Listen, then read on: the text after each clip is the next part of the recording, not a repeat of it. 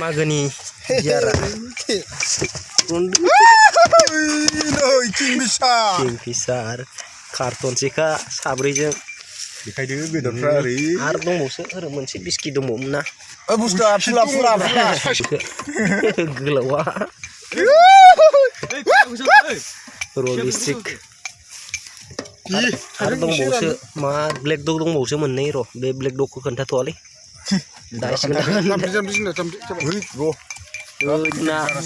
बयलार बेदर अमा बेदर आलु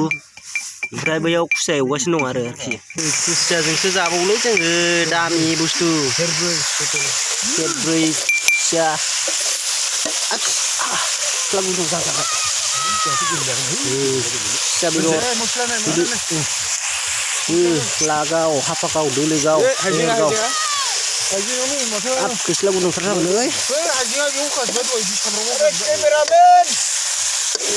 जोंना खुसिया बेदरा मागोनि खुसिया बेदरजोंसो लागायखादों दा